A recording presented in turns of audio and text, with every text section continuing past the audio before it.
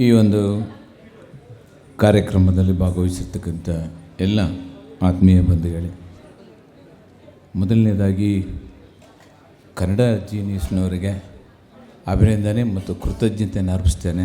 ಇಂಥ ಒಂದು ಅತ್ಯುತ್ತಮವಾದ ಕಾರ್ಯಕ್ರಮವನ್ನು ರೂಪಿಸಿ ವಿವಿಧ ಕ್ಷೇತ್ರಗಳಲ್ಲಿ ಸಾಧನೆ ಮಾಡಿರ್ತಕ್ಕಂಥವರಿಗೆ ಪ್ರೋತ್ಸಾಹ ಕೊಡ್ತಕ್ಕಂಥ ಮತ್ತು ಆ ನಿಟ್ಟಿನಲ್ಲಿ ಇನ್ನೂ ಕೂಡ ಪ್ರಯತ್ನ ಮತ್ತು ಅಧ್ಯಯನ ಎರಡನ್ನೂ ಮುಂದುವರಿಸ್ಕೊಂಡು ಹೋಗೋದಕ್ಕೆ ಇದು ಸಹಕಾರಿಯಾಗುತ್ತೆ ಅಂತ ನಾನು ಭಾವಿಸ್ಕೊಂಡಿದ್ದೇನೆ. ಹಾಗೂ ವೇದಿಕೆ ಮೇಲಿರ್ತಕ್ಕಂಥ ಎಲ್ಲ ಅತಿಥಿ ಗಣ್ಯರಿದ್ದಾರೆ, ನಮ್ಮ ಮುಖಂಡರುಗಳಿದ್ದಾರೆ, ಅತಿಥಿ ಗಣ್ಯರಿದ್ದಾರೆ, ಕಾಯಂ ಮುಖ್ಯಮಂತ್ರಿ ಇದ್ದಾರೆ, ಸಿನಿಮಾ ನಟರು ಇದ್ದಾರೆ. ಇವರೆಲ್ಲರೂ ಕೂಡ ಜಯಮಾಲ ಅವರು ನಾವೊಂದು 15 ದಿನ ಒಟ್ಟಿಗೆ ಇದ್ವಿ. ಆಲ್ಮೋಸ್ಟ್ ವಿಯೆಟ್ನಾಮಿಗೆ ಹೋದಾಗ ಅಲ್ಲಿ ವಿಶ್ವಾಣಿ ಅವರು ನನಗೊಂದು ಅವಾರ್ಡ್ ಕೊಟ್ಟಿದ್ದರು ವಿಯೆಟ್ನಾಂನಲ್ಲಿ. ಆ ಸಂದರ್ಭದಲ್ಲಿ ಅವರು ಕೂಡ ಅತಿಥಿಯಾಗಿ ಬಂದಿದ್ದರು. ನಾವೆಲ್ಲರೂ ಇವತ್ತು ನಾನು ವಿಭಿನ್ನವಾಗಿ ಹೇಳೋಕ್ಕೆ ಯೋಚನೆ ಮಾಡ್ತಿದ್ದೀನೇನೋ ಗೊತ್ತಿಲ್ಲ ನನಗೆ. ಈ ದೇಶದಲ್ಲಿ 140 ಕೋಟಿ ಜನ ಇದ್ದೀವಿ ನಾವು. 6,000 ಭಾಷೆ ಇದೆ. ಅದು ಇನ್ನೂ ಉದ್ದಕ್ಕೆ ಹೋದರೆ 19,000 ಇದೆ ಅಂತಿದೆ. ಒಂದೇ ಧರ್ಮದಲ್ಲಿ 4,600 ಜಾತಿಗಳಿದ್ದಾವೆ ಐಡೆಂಟಿಫೈಡ್. 16 ಧರ್ಮಗಳಿದ್ದಾವೆ. 30ರಿಂದ 40 ಕೋಟಿ ಜನ ಬಡವರಿದ್ದಾರೆ. ನಾವೆಲ್ಲರೂ ಇದ್ದೀವಿ. ಅವರು 100 ವರ್ಷದ ಐಡಿಯಾ ಹೇಳಿದರು, ನೀವು 400 ವರ್ಷ ಬದುಕಿ ಅಂತ ನನಗೆ ಆಸೆ. ನಾನೊಂದು 100 ಇಯರ್ ಕಡಿಮೆ ಮಾಡ್ಕೊತೀನಿ, ನೀವೊಂದು 400 ವರ್ಷ ಬದುಕಿ. ಆದರೆ ನಾವೆಲ್ಲರೂ ಸಾಧನೆ ಮಾಡಿದವರು, ಸಾಧನೆ ಪ್ರಯತ್ನ ಮಾಡ್ತಿರೋರು. 1947ರಲ್ಲಿ 33ರಿಂದ 34 ಕೋಟಿ ಜನ ಇದ್ವಿ. ಇವತ್ತು 140 ಕೋಟಿ ಜನ ಇದ್ದೀವಿ. ನಮ್ಮ ಸಂಕಷ್ಟಗಳು ಇನ್ನೂ ಬಗೆಹರಿದಿಲ್ಲ. ನಾವೆಲ್ಲರೂ ಕೂಡ ನಮ್ಮ ಬದುಕನ್ನು ಒಟ್ಟಾಗಿ ಸಮಾಜಕ್ಕೆ ಹೇಗೆ ಒಳ್ಳೆಯದಾಗಲಿಕ್ಕೆ ಸಾಧ್ಯ ಇದೆ ಅಂತಕ್ಕಂಥ ಪ್ರಯತ್ನಗಳನ್ನು ನಾವು ಮಾಡದೇ ಇದ್ದರೆ ವಿವಿಧ ಕ್ಷೇತ್ರಗಳಲ್ಲಿ ಅವರವರು ತೊಡಸ್ಕೊಂಡಿರ್ತಕ್ಕಂಥ ಕ್ಷೇತ್ರದಲ್ಲಿ ಖಂಡಿತ ಈ ದೇಶಕ್ಕೆ ಕಷ್ಟ ಇದೆ, ತುಂಬಾ ಕಷ್ಟ ಇದೆ. ನಾನು ಯೋಚನೆ ಮಾಡಿದಾಗೆ ಈ ದೇಶದ ದೊಡ್ಡ ಸಮಸ್ಯೆನೇ ವಿದ್ಯಾವಂತರಿಂದ ನಡೀತಾ ಇದೆ ಅಂತ ನಾನು ಅಂದ್ಕೊಂಡಿದ್ದೀನಿ. ನಾವೆಲ್ಲರೂ ಸೇರಿ ಅವಿದ್ಯಾವಂತರನ್ನು ಅವರಿಂದ ಈ ದೇಶ ಹಾಳಾಗ್ತಿದೆ ಅಂತಕ್ಕಂಥ ಯೋಚನೆ ಮಾಡ್ತಾಯಿದ್ದೀವಿ. ಆ ನಿಟ್ಟಿನಲ್ಲಿ ನಾವು ಹೆಜ್ಜೆ ಹಾಕಬೇಕಾದಂಥ ಅಗತ್ಯ ಇದೆ, ಯೋಚನೆ ಮಾಡಬೇಕಾದಂಥ ಅಗತ್ಯ ಇದೆ. ಆ ನಿಟ್ಟಿನಲ್ಲಿ ನಾವು ಸೀರಿಯಸ್ಸಾಗಿ ಇಲ್ಲದೆ ಹೋದರೆ ಖಂಡಿತ ಅತ್ಯಂತ ಕಷ್ಟಕರವಾದ ದಿನಗಳಿಗೆ ಈ ದೇಶ ಒಳಗೊಳ್ಳುತ್ತೆ ಅಂತಕ್ಕಂಥದ್ದು ನನ್ನ ಭಾವನೆ. ಏಕೆಂದರೆ ಇಷ್ಟು ವಿಶಾಲವಾದ ದೇಶದಲ್ಲಿ ಇಷ್ಟು ಜಾತಿ, ಇಷ್ಟು ಧರ್ಮ, ಇಷ್ಟು ಭಾಷೆ ಇರತಕ್ಕಂಥ ಒಂದು ದೇಶ ಈ ಪ್ರಪಂಚದಲ್ಲಿ ಯಾವುದೂ ಇಲ್ಲ. ಆದರೂ ಕೂಡ ಇವತ್ತು ನಾವೆಲ್ಲರೂ ಒಟ್ಟಾಗಿದ್ದೀವಿ. ಅದನ್ನು ಬೇರ್ಪಡಿಸುವಂಥ ಹೃದಯ ನಮ್ಮ ಹತ್ರ ಇರಬಾರ್ದು. ನಾವೆಲ್ಲರೂ ಒಟ್ಟಾಗಿ ಭಾಳ ಬದುಕಬೇಕು.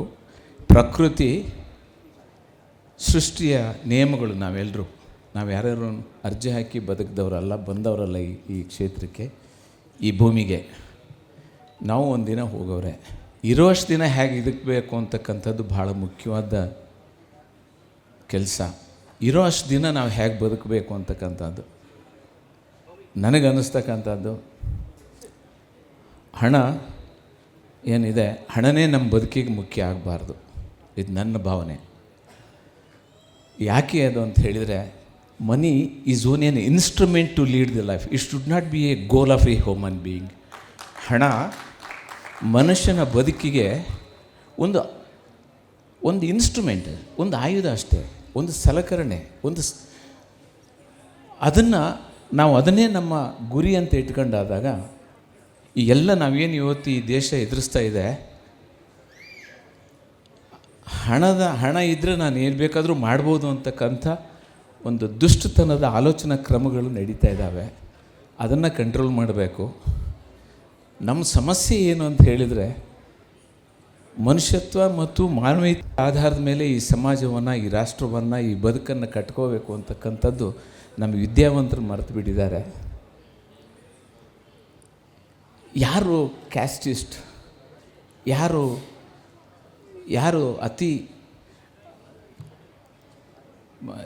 ಪ್ರಚಾರ ಮಾಡ್ತಕ್ಕಂಥವ್ರು, ನಮ್ಮ ಯಾವ ಧರ್ಮಗಳು ಕೂಡ ಕೆಟ್ಟದ್ದನ್ನು ಪ್ರಚಾರ ಮಾಡ್ತಾ ಇಲ್ಲ. ಧರ್ಮ ಆಕಾಶದಿಂದ ಕೆಳಗೆ ಬಿದ್ದಿದ್ದಲ್ಲ, it is a man made. ಸೃಷ್ಟಿಯ ಮನುಷ್ಯ ತನ್ನ ಬದುಕನ್ನು ಹೇಗೆ ಮಾಡಬೇಕು ಅಂತ it's a means of life. ಆದ್ದರಿಂದ ಆ ನಿಟ್ಟಿನಲ್ಲಿ ಹೆಜ್ಜೆ ಹಾಕ್ಕೊಂಡು ಹೋಗಬೇಕು. ನಾವೆಲ್ಲ ಅವಾರ್ಡ್ ತಗೊಂಡಿದ್ದೀವಿ. ನಮಗೇನು, ನಾವು ಎಷ್ಟು ದಿನ ಬದುಕ್ತೀವಿ, ನಮ್ಮಿಂದ ಎಷ್ಟು ಜನರಿಗೆ ಸಹಾಯ ಮಾಡೋಕ್ಕಾಗುತ್ತೆ ಅಷ್ಟು ಜನರಿಗೆ ನಮ್ಮ ಬದುಕಿನಲ್ಲಿ ಸಹಾಯ ಮಾಡಿ. ಶಿವರಾಮ್ ಕಾರಂತರು ಒಂದು ನಮ್ಮ ಇತಿಮಿತಿನಲ್ಲಿ ಇಲ್ಲದೇ ಇದ್ದರೆ, ಡಾಕ್ಟರ್ ಶಿವರಾಮ್ ಕಾರಂತರು ಒಂದು ಮಾತನ್ನು ಹೇಳ್ತಾರೆ ಅವರ ಮೂಕಜ್ಜಿಯ ಕನಸುಗಳಲ್ಲಿ. ಅಜ್ಜಿ ಮೊಮ್ಮಗಳಿಗೆ ಹೇಳ್ತಕ್ಕಂಥ ಒಂದು, ಹುಟ್ಟಿದ್ದೇವೆ ಯಾಕೆ ಅಂತ ನಮಗೆ ಗೊತ್ತಿಲ್ಲ, ಇರೋಷ್ಟು ದಿನ ಬದುಕ್ತೀವಿ, ಬದುಕು ಅನಿವಾರ್ಯ, ಹಾಗಾದರೆ ಹೇಗೆ ಬದುಕಬೇಕು, ಇಷ್ಟನ್ನಾರು ಬದುಕಬೇಕು. ಹೀಗೆ ಅಂದರೆ ಹೇಗೆ? ಅದು ಇತ್ತೀಚಿನ ಎಡಿಷನ್, ಅದು 210ನೇ ಪುಟದಲ್ಲಿ ಇದೆ. ಅದು ಎಷ್ಟು ಜನರಿಗೆ ಆಯಿತೋ ಅಷ್ಟು ಜನರಿಗೆ ಸಹಾಯ ಮಾಡೋದು. ಇಲ್ಲದೇ ಇದ್ದರೆ ಇನ್ನೊಬ್ಬರಿಗೆ ಉಪದ್ರ ಕೊಡದೆ ಬದುಕ್ತಕ್ಕಂಥ, ಇಟ್ಸ್ ಎ ಬ್ಯೂಟಿಫುಲ್. ಅದಕ್ಕೆ ನಾವೇನು ಧರ್ಮ ಅಧ್ಯಯನ ಮಾಡಬೇಕಾದ ಅಗತ್ಯ ಇಲ್ಲ. ನಮ್ಮ ಕೈಯಲ್ಲಾದಷ್ಟು ಸಹಾಯ ಮಾಡೋದು, ಇಲ್ಲದೇ ಇದ್ದರೆ ಮಾಡ್ತಕ್ಕಂಥದ್ದು. ಪ್ರಕೃತಿಯ ನಿಯಮದಲ್ಲಿ ಮೊದಲನೇ ಈ ಪ್ರಪಂಚದ ಎಲ್ಲ ಸರ್ಕಾರಗಳು, ಈ ಪ್ರಪಂಚದ ಎಲ್ಲ ಮಹಾರಾಜರುಗಳು, ಈ ದೇಶದ ಎಲ್ಲ ಆಡಳಿತಗಾರರು ಅಡ್ರೆಸ್ ಮಾಡಬೇಕಾಗಿದ್ದು ಯಾವುದನ್ನು ಅಂತ ಹೇಳಿದರೆ ಹಸಿವನ್ನು. ಇವತ್ತೊಂದು ಮಗು ಹುಟ್ಟಿದೆ ಅಂದರೆ ಅದು ಕೂಗೋದು ಹಾಲಿಗೆ ಮತ್ತು ನೀರಿಗೆ. Unless you create a employment, ಖಂಡಿತವಾಗೂ ಈ ದೇಶಕ್ಕೆ ಕಷ್ಟ ಇದೆ. ನಾನು ಯಾಕೆ ಈ ಸಬ್ಜೆಕ್ಟನ್ನು ಎತ್ತದೆ ಅಂತಂದರೆ, ಎಲ್ಲ ಇಲೈಟ್ ಕ್ಲಾಸ್ನಲ್ಲಿ ಇದ್ದೀರಿ, ಎಲ್ಲ ವಿದ್ವಾಂಸರು ಇದ್ದೀರಿ, ಪ್ರಗತಿಪರರಿದ್ದೀರಿ. ನಾವು ಯೋಚನೆ ಮಾಡದಿದ್ದರೆ ಇನ್ಯಾರು ಯೋಚನೆ ಮಾಡಬೇಕು ಇದನ್ನು? We have to address the hunger. Gandhi ಏನು ಹೇಳ್ತಿದ್ದ ಅದನ್ನೇ ಇನ್ನೊಂದು ಹೇಳ್ತೀನಿ. ಜವಾಹರ್ಲಾಲ್ ನೆಹರು ಒಂದು ಮಾತು ಹೇಳಿದರೆ, ಆ ಮಾತು ಹೇಳಿಬಿಟ್ಟು ನನ್ನ ಮಾತನ್ನು ಮುಗಿಸ್ತೇನೆ. 1931ನೇ ಇಸ್ವಿ, 3 ವರ್ಷ ಬರಗಾಲ ಬರುತ್ತೆ. ವೆಸ್ಟ್ ಬೆಂಗಾಲ್, ಬಿಹಾರ್, ಈಸ್ಟ್ ಬೆಂಗಾಲ್ ಎಲ್ಲ ಕಡೆ. ಆಗ ಒಂದು ಮಾತನ್ನು ಹೇಳ್ತಾರೆ ಅವ್ರು ಭಾಷಣ ಮಾಡುವಾಗ, ಹಸಿವು ಅನಿವಾರ್ಯ, ಪ್ರಕೃತಿಯ ಸೃಷ್ಟಿ ಅದು. ನೀನು ಯಾವುದೇ ಕಾರಣಕ್ಕೂ ಹಸಿವಿನಿಂದ ಸಾಯಬೇಡ. ಹಾಗಾದರೆ ಏನು ಮಾಡಬೇಕು? ಕದ್ದಾದರೂ ಪರವಾಗಿಲ್ಲ, ಆದರೆ ಹಸಿವಿನಿಂದ ನೀನು ಮಾತ್ರ ಪ್ರಕೃತಿ ನಿನಗೆ ಬದುಕೋ ಹಕ್ಕನ್ನು ಕೊಟ್ಟಿದೆ. ನೀನು ಕದ್ದಾದರೂ ಸಾಯಬೇಕು, ಕದ್ದಾದರೂ ಊಟ ಮಾಡಬೇಕು ಅಂತಕ್ಕಂಥದ್ದು. ಅಂದರೆ ಅವನೇನು ದರೋಡೆ ಮಾಡು ಅಂತ ಹೇಳಲಿಲ್ಲ, ಕೊಲೆ ಮಾಡು ಅಂತ ಹೇಳಲಿಲ್ಲ. ಆದರೆ ಗುರಿ ಏನು ಅಂತ ಹೇಳಿದರೆ, if you do not create an employment, that is an answer to the hunger. ನನಗೆ ಉದ್ಯೋಗ ಇದೆ ಅಂದರೆ ನಾನು ಇನ್ನೊಬ್ಬರ ಹತ್ರ ಕೈ ಚಾಚಬೇಕಾದ ಅಗತ್ಯ ಇಲ್ಲ. ಆ ದುಡಿಯುವ ಶಕ್ತಿನ ಕೊಡ್ತಕ್ಕಂಥದ್ದಕ್ಕೆ ನಾವು ಯೋಚನೆ ಮಾಡಬೇಕು ಅಂತಕ್ಕಂಥ ಮಾತನ್ನು ಹೇಳ್ತಾ, ಸಾರಿ ನಾನು ಬಹುಶಃ ಇಲ್ಲೇ ವಿಭಿನ್ನವಾಗಿ ಹೋದೆ ಅಂತ ಕಾಣಿಸುತ್ತೆ. ಆದರೆ ಈ ನಿಟ್ಟಿನಲ್ಲಿ ನಾವು ಯೋಚನೆ ಮಾಡಬೇಕಾದ ಅಗತ್ಯ ಇದೆ. ನಮ್ಮ ಗಾಂಧಿನೇ ಇತ್ತೀಚೆಗೆ ನನಗೆ ಒಬ್ಬರು ಮಾತಾಡುವಾಗ ಹೇಳಿದರು, ನಾವು ಎಲ್ಲದನ್ನೂ ನಾವು ಮುರಿದು ಹಾಕಬೇಕು, ಕಾನೂನನ್ನು ಉಲ್ಲಂಘನೆ ಮಾಡಬೇಕು, ಇಲ್ಲದ್ರೆ ನಮಗೆ ನ್ಯಾಯ ಸಿಗೋದಿಲ್ಲ ಅಂತ. ನಾನು ವೇದಿಕೆಯಲ್ಲಿ ಇದ್ದೆ. ಆಮೇಲೆ ಅವ್ರಿಗೆ ಹೇಳಿದೆ, ಅವರು ಪೊಲೀಸ್ ಆದವರೇ. ಒಬ್ಬರು ಅವ್ರಿಗೆ ಒಂದು ಮಾತು ಹೇಳಿದೆ, ನೋಡಿ, ಒಂದು ಮಾತನ್ನು ನಾವು ಅರ್ಥ ಮಾಡ್ಕೋಬೇಕು. ಗಾಂಧಿ ಸೌತ್ ಆಫ್ರಿಕಾದಲ್ಲಿ 53 ಕಿಲೋಮೀಟ್ರ್ ಪಾದಯಾತ್ರೆ ಮಾಡ್ತಾನೆ. 53 ಕಿಲೋಮೀಟ್ರ್ ಪಾದಯಾತ್ರೆ ಮಾಡಿ ಅವನ್ನ ಅರೆಸ್ಟ್ ಮಾಡ್ತಾರೆ, ಕೋರ್ಟಿಗೆ ತೊಗೊಂಡೋಗಿ ಬಿಡ್ತಾರೆ. ಕೋರ್ಟಲ್ಲಿ ಅವ್ರೇನು ಹೇಳ್ತಾರೆ, ಅವನೇನು ಹೇಳ್ತಾನೆ ಅಂದರೆ, ನೋಡಪ್ಪ, ನೀವು ಒಪ್ಕೊಂಡ್ರೆ ಶಿಕ್ಷೆ ಆಗುತ್ತೆ, ಕಂಟೆಸ್ಟ್ ಮಾಡ್ತೀಯ, ಒಪ್ಕೋತೀಯ? ನಾವು ಒಪ್ಕೋತೀನಿ. ಬಿಟ್ಟರೆ ಏನು ಮಾಡ್ತೀರಿ? ಮತ್ತು ನಾನು ಪಾದಯಾತ್ರೆ ಮಾಡ್ತೀನಿ, ವಿರೋಧ ಮಾಡಿ. ಯಾಕೆ? ನಾನು ಹೋರಾಟ ಮಾಡ್ತಿರೋದು ಆ ಕಾನೂನು ಸರಿ ಇಲ್ಲ ಅಂಥೇಳಿ. ನೆಲದ ಕಾನೂನಿಗೆ ನಾನು ಶಿಕ್ಷೆ ಅನುಭವಿಸೋಕ್ಕೆ ಸಿದ್ಧ ಇದ್ದೇನೆ. ನೆಲದ ಕಾನೂನು ಅದು. I have to be punished. ನೆಲದ ಕಾನೂನಿಗೆ ನಾವು ಉಲ್ಲಂಘನೆ ಮಾಡಿದ್ದೀನಿ. ನನ್ನ ಉದ್ದೇಶ ಆ ಕಾನೂನನ್ನು ಬದಲಾವಣೆ ಮಾಡಬೇಕು ಅಂತ. We should go in that line.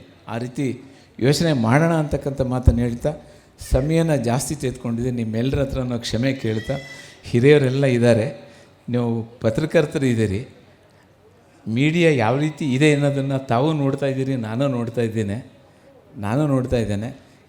G news Ravi ಅವರಿಗೆ ಕಂಗ್ರ್ಯಾಚುಲೇಷನ್ಸ್ ಹೇಳ್ತೇನೆ. ನೀವು ಹೇಳಿದ್ರಿ ಒಂದು ಯೂಟ್ಯೂಬ್ನಲ್ಲಿ ನಂದೊಂದು ಮಾತು ಇಂಟರ್ವ್ಯೂ ಮಾಡಿದ್ರು ಅವ್ರಿಗೆ, ಆ ದಿನವೂ ಕೂಡ ನಾನು ಇದನ್ನು ಹೇಳಿದ್ದೆ. ಇನ್ಯಾವತ್ತಾರು ಭೇಟಿಯಾದಾಗ ಮಾತಾಡೋಣ. ಯಾರ್ಯಾರು ಶ್ರಮ ವಹಿಸಿದ್ದೀರಿ, ಪ್ರಯತ್ನ ಮಾಡಿದ್ದೀರಿ, ನಿಮ್ಮ ಪ್ರಯತ್ನದಲ್ಲಿ ಖಂಡಿತ ಅದು ಯಶಸ್ಸನ್ನು ಸಾಧಿಸಿ ಅದನ್ನು ಮುಂದುವರಿಸಿ ಒಂದು ಮಾಡೆಲ್ಲಾಗಿ ಹೋಗೋದಕ್ಕೆ, ಈ ದೇಶ ಕಟ್ಟೋದಕ್ಕೆ ನಾವೆಲ್ಲರೂ ಕೂಡ ಭಾಗಿಯಾಗೋಣ ಅಂತಕ್ಕಂಥ ಮಾತನ್ನು ಹೇಳ್ತಾ ಎಲ್ರಿಗೂ ಒಂದ್ಸಿ ನಾನು ಮಾತು ಮುಗಿಸ್ತೇನೆ. ನಮಸ್ಕಾರ.